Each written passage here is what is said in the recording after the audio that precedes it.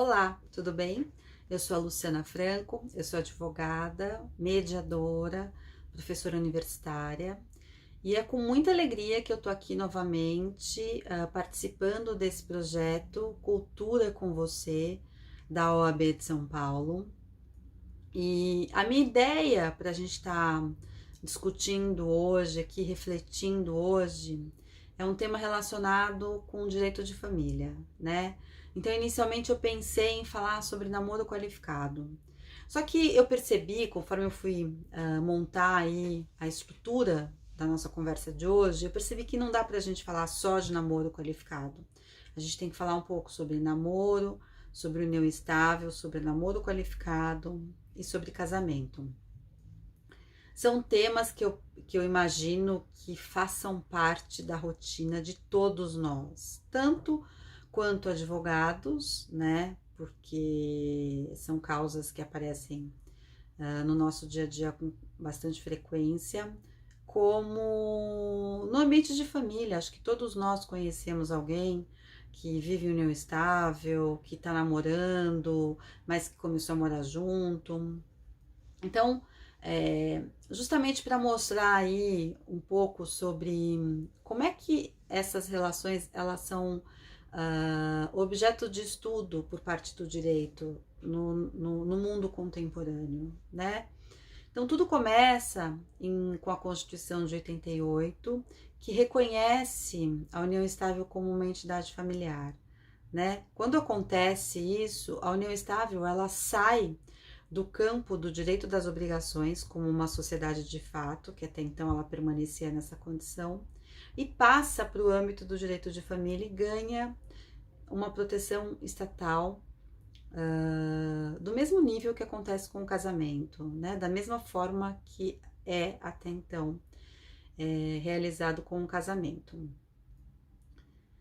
Então, isso implica em uma série de situações patrimoniais, né? Em caso de dissolução, como ocorre com o casamento. Então, a dissolução no casamento implica em obrigações e responsabilidades. Da mesma forma, começa a acontecer com a união estável. Só que a gente vive num mundo em que essas relações que antigamente eram extremamente bem definidas, hoje não são mais, né? Então, antigamente a gente tinha muito definida a fase do namoro, posteriormente a fase do noivado e por fim a fase do casamento. Hoje, em função da sociedade moderna que a gente vive, da correria, de algumas situações, eu vou até falar um pouco aqui dessa questão da Covid, como é que ela influencia também nessas relações, ou como é que ela tem influenciado, essas delimitações não são mais muito desenhadas, né? Não são mais assim, eu namorei 2 anos, noivei 2 anos e sou casada há 10 anos. Hoje é tudo junto e misturado, né? Então, e a gente tem também, de acordo com os dados do IBGE, os dados mais recentes de 2019, eles mostram, não vou ficar aqui me atendo a dados, mas eles mostram que os casamentos, eles estão caindo, né? Cada vez o brasileiro casa menos, e quando ele casa, cada vez ele fica menos tempo casado, ao passo que as uniões conjugais, né? Que seriam aí as uniões estáveis, elas estão crescendo. E elas crescem justamente em função dessa falta de formalidade, né? Dessa ausência de formalidade para se constituir uma união estável, né? A união estável, ela é um fato, né? Ela é uma situação extremamente informal entre duas pessoas, ao passo que o casamento ele é um ato. O casamento é repleto de requisitos, então você tem que seguir ali uma série de passo a passo para você efetivamente conseguir se casar. Você tem que respeitar um prazo específico. No momento do casamento, você tem que manifestar de forma expressa a sua vontade, né? Então, o juiz de paz pergunta e a pessoa tem que responder, tem que se dizer aí, tem que manifestar a sua vontade. Então, ele é um ato extremamente formal. E é um ato que é caro, né? É um ato que custa. Então a gente percebe que as uniões estáveis elas crescem porque elas não têm custo, e porque elas crescem mesmo sustentada aí na base da informalidade. O que o casamento, a gente tem aí no Código Civil, que o casamento ele tem ali todas além dos requisitos formais para a sua constituição, existem as obrigações que são necessárias dentro de um ambiente, né, dentro de um casamento, né, compartilhamento de vida, assistência mútua, a responsabilidade pelo cuidado tanto dos parceiros, dos cônjuges, quanto dos filhos. A união estável, ela, ela, ela é semelhante, né, ao casamento, mas ela justamente por ser um fato, ela, ela, ela nasce de uma condição informal, de uma situação informal, e ela tem alguns requisitos para que ela seja efetivamente verificada, que são requisitos objetivos e subjetivos. Quais sejam a convivência pública, contínua, duradoura, e um requisito subjetivo seria o objetivo de constituir família. Então, pessoal, assim, as principais discussões que a gente tem hoje no direito de família, quando a gente está discutindo união estável e namoro, porque hoje não se discute a diferença entre união estável e casamento, mas se discute a diferença entre união estável e namoro. As principais discussões sobre esse tema, elas têm um ponto principal, que é o objetivo de constituir família, né? Então, em função disso, o namoro, que nunca foi um objeto de estudo do direito, ele passa a ser, né? Se a gente olhar tanto no Código Civil quanto no Código de Processo Civil, a gente não tem menção à palavra namoro. Mas, de uns tempos para cá, justamente a partir do momento em que a união estável ela passa a receber a proteção estatal, o namoro também se torna objeto de estudo do direito. Por quê? Porque é necessário que se caracterize ou que se diferencie um namoro e uma união estável, justamente porque o namoro ele não implica em responsabilidade, em assistência, ao passo que a união estável implica. Então, assim, o que a gente tem? A gente tem um crescente aumento, conforme eu falei dos dados do IBGE de 2019, né? A gente tem os casamentos caindo e um aumento do reconhecimento de união estável. Então, a união estável, ela pode ser reconhecida enquanto as pessoas estão vivendo na união estável, ela pode ser reconhecida quando as pessoas querem divorciar, né? O que seria similar a um divórcio, se a gente estivesse falando de casamento. Então, haveria aí o reconhecimento e a dissolução da união estável, e também ela pode ser reconhecida após mortem, né?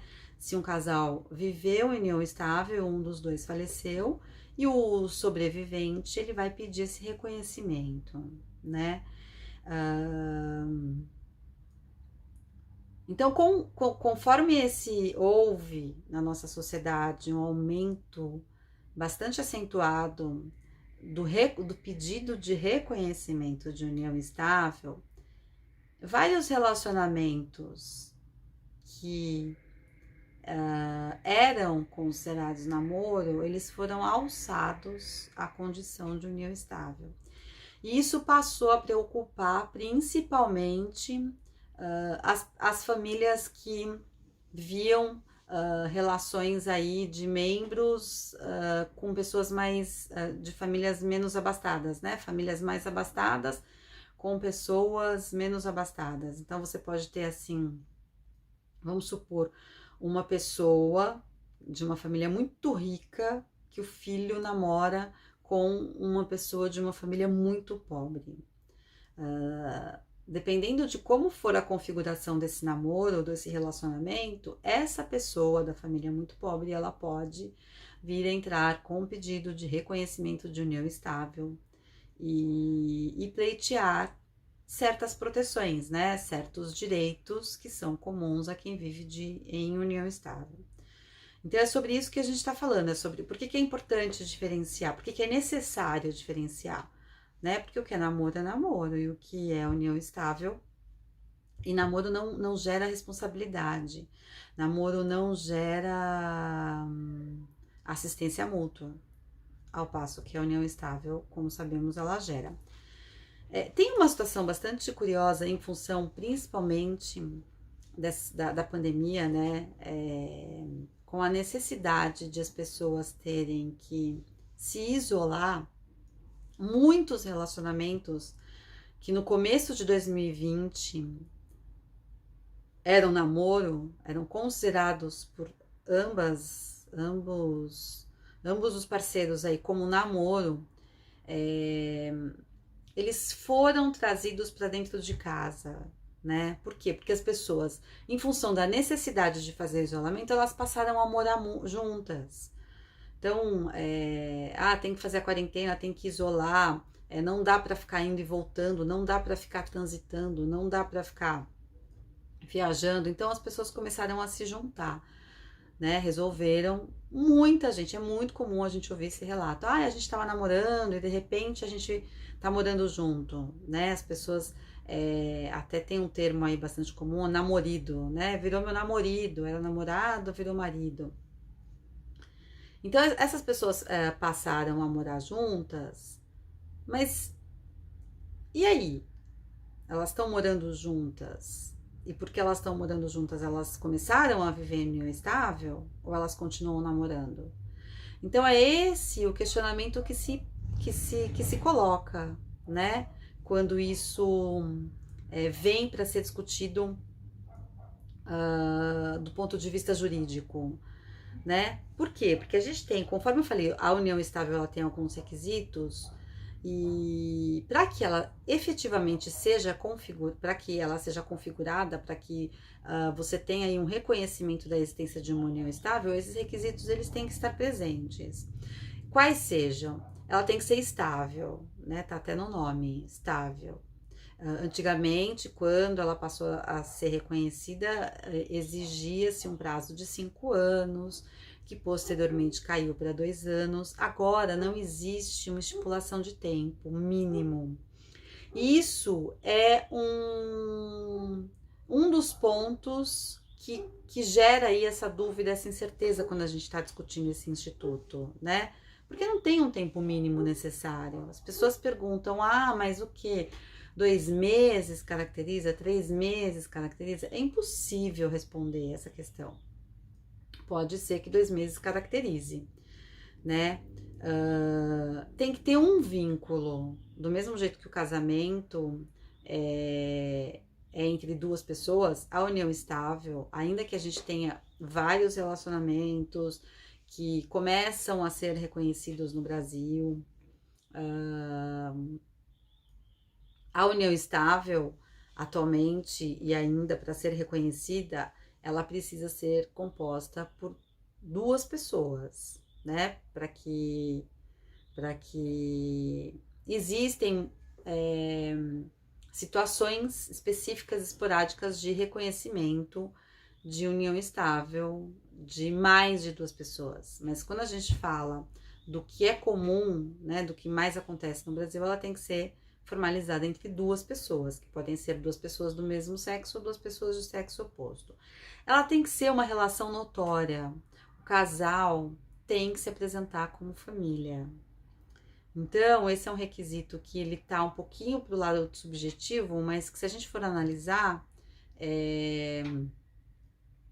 dá para encontrar algumas objetividades, né, nisso. Então, quando o casal se apresenta como namorado, é muito fácil isso ser percebido no dia a dia, nas festas, na convivência social, Natal. Quando o casal se apresenta como família, também é muito fácil disso ser percebido, né?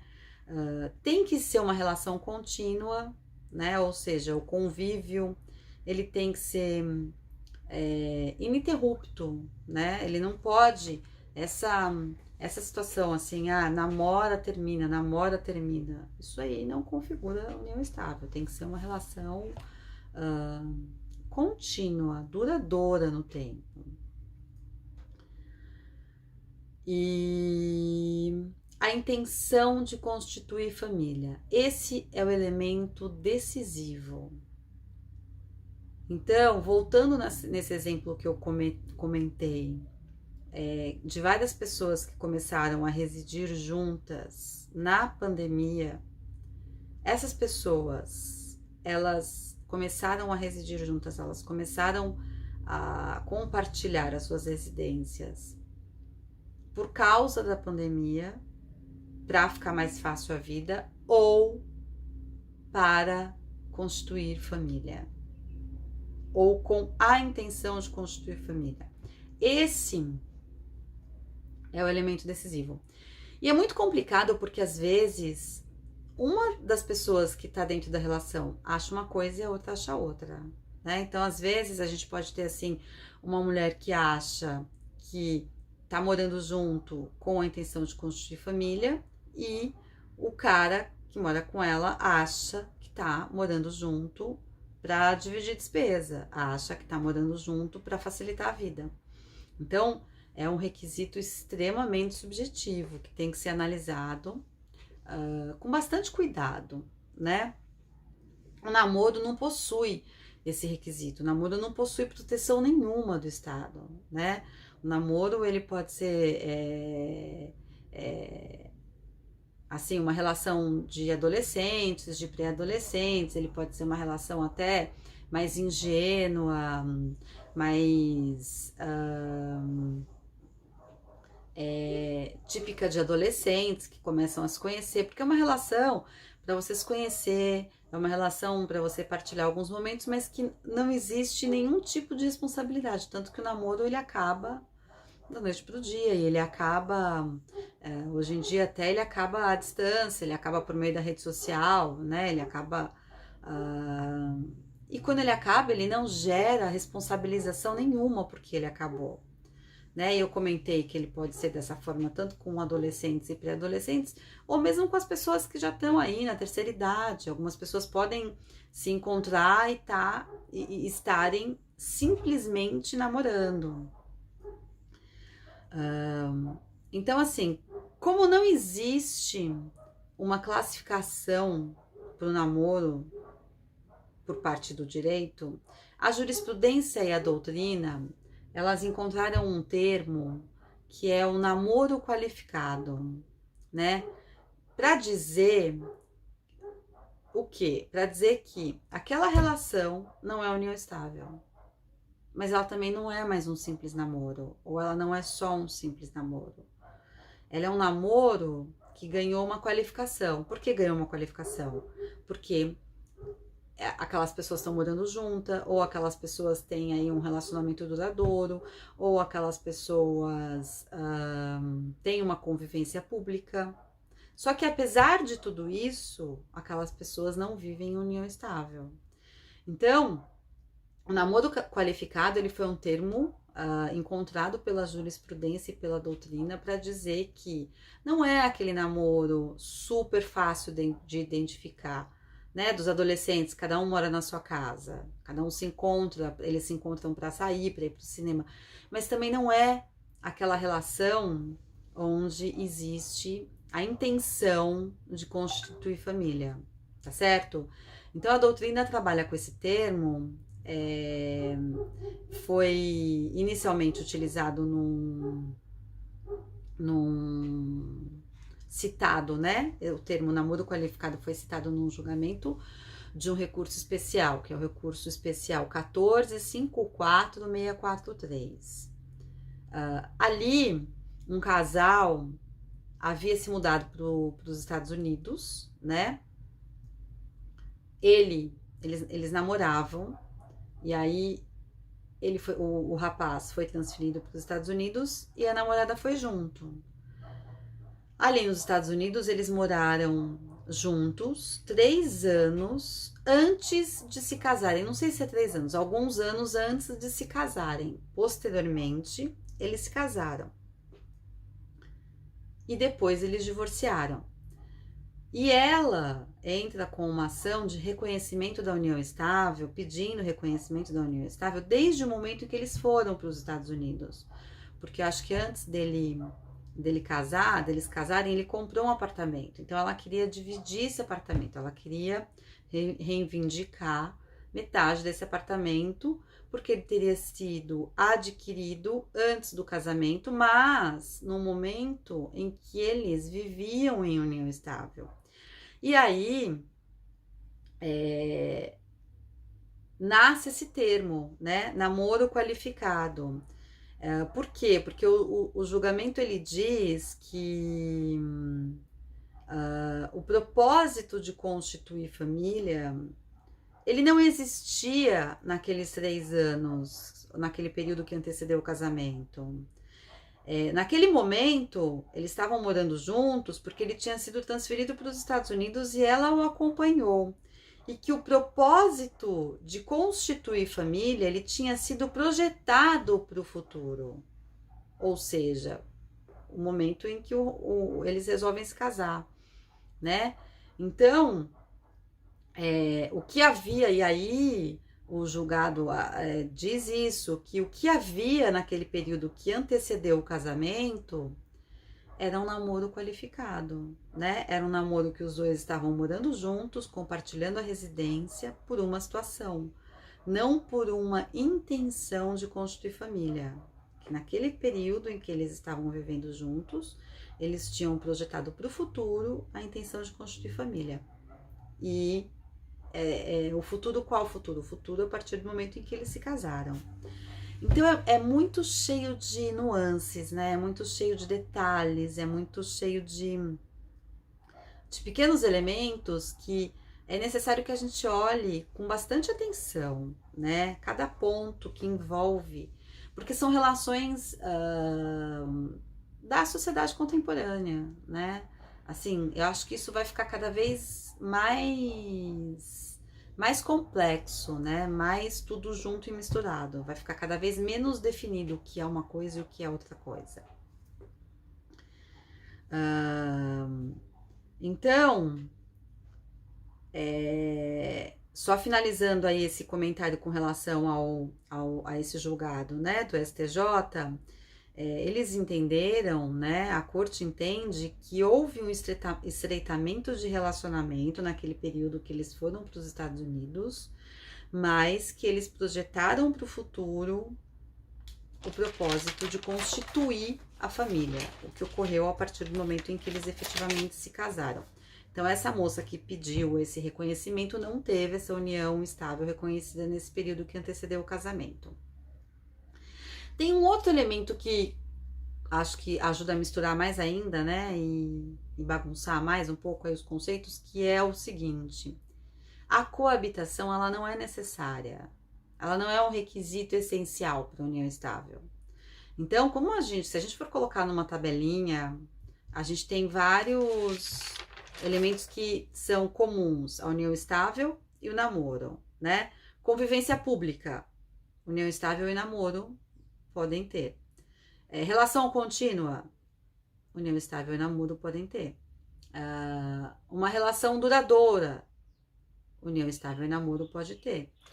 Não coabitação, não é preciso coabitar, vocês não precisam dividir a casa. Já houve reconhecimento de união estável de pessoas que residem em casa diferente. União estável e namoro podem ter. O que diferencia, que é o cerne aí do bate-papo de hoje, é o objetivo de constituir família. E esse objetivo é um requisito subjetivo, né? Essa intenção que as duas partes têm de constituir família, ela é um requisito subjetivo. E é por isso que dá margem para tanta discussão, né? No dia a dia é difícil essa distinção.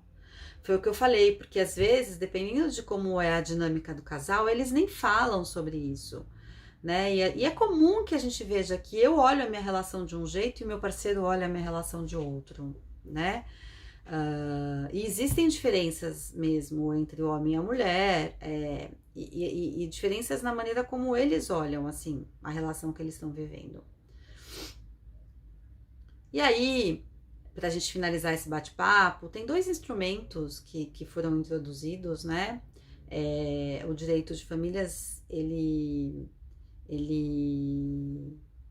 vem ganhando um aspecto, uma tendência de cada vez estar mais contratualizado, né?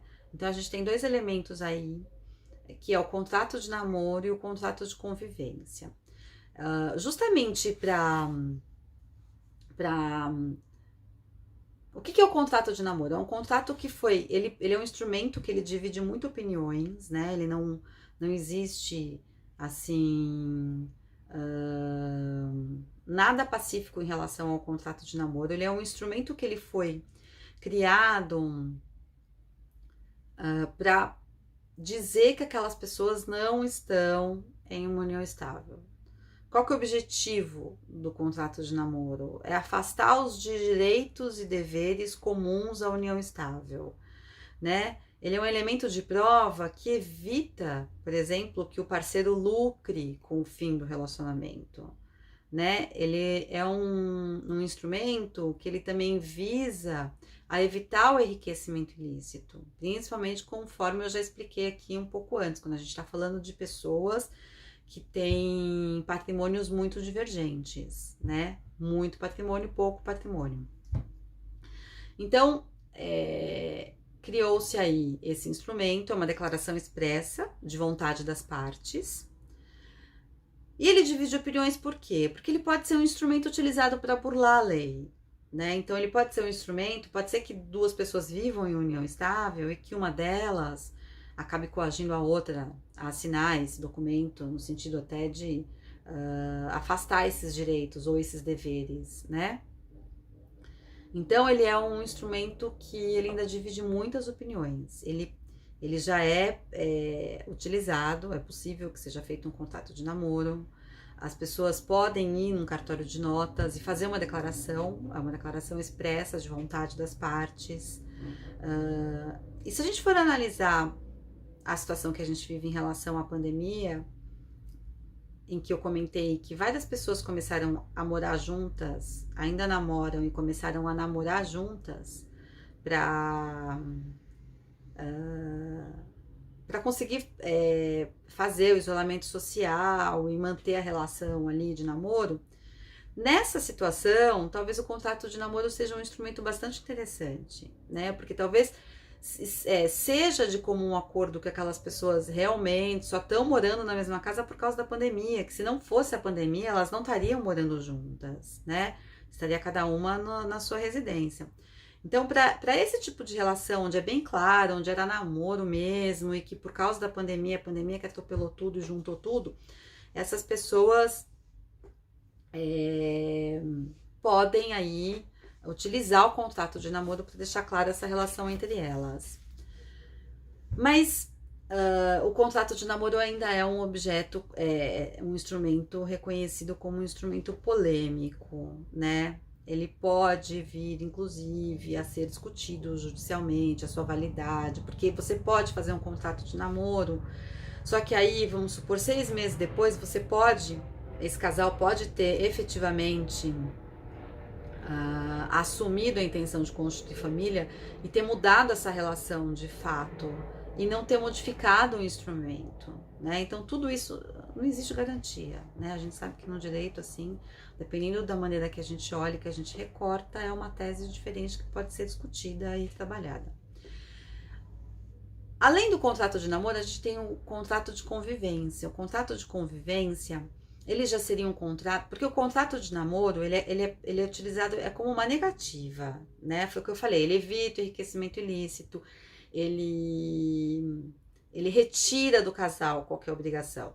O contrato de convivência, não. O contrato de convivência, o casal estabelece as próprias regras, né? É um instrumento também similar ao contrato de namoro.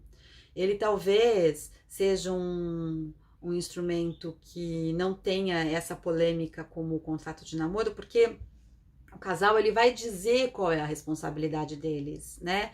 O casal, ele é um pacto informal, pode ser registrado ou não em cartório, então o casal vai definir qual que é a partilha de bens que ele quer, né? O casal reconhece que eles estão vivendo em união estável. E ao reconhecer que estão vivendo em união estável, eles escolhem as próprias regras para essa união estável, né? Porque se eles não escolherem, é a lei que vai dizer. Então, eles vão estar submetidos a um regime previsto pela lei, que seria o mesmo regime do casamento, né? Então, a separação de bens seria uma comunhão parcial, da mesma forma com a união estável. Agora, se eu tô vivendo em união estável com alguém, e aí a gente quer fazer um contrato de convivência estabelecendo as nossas próprias regras, então é possível a gente definir qual é a partilha de bens que a gente quer, quais regras fazem sentido pra gente enquanto casal, né? Só que assim, esse contrato de convivência, ele não é tão repelido quanto o contrato de namoro, por quê? Porque ele não pode suprimir direitos, ele também não pode contrariar a ordem pública, né? Então ele é um instrumento que ele não é um instrumento aberto, ele é um instrumento que ele tem que seguir alguns requisitos. Então, assim, a minha ideia era trazer um pouco esses temas, é só realmente, a minha pretensão é um bate-papo, é trazer algumas ideias para que todos nós possamos pensar aí em relação a essas questões do direito de família que estão presentes aí no nosso dia a dia, como advogados ou mesmo dentro da família, a gente tem primos, vizinhos, pessoas que vivem nesse tipo de relação, e para que a gente consiga orientar as pessoas, né? E até mesmo que a gente consiga fazer uma apuração bem pormenorizada daqueles casos que apareçam aí no nosso dia a dia, tá certo? Então, minha proposta para hoje era essa. Eu espero que vocês tenham gostado. Para mim é uma alegria estar aqui de novo e nos vemos aí numa próxima oportunidade. Muito obrigada pela atenção de vocês. Até mais.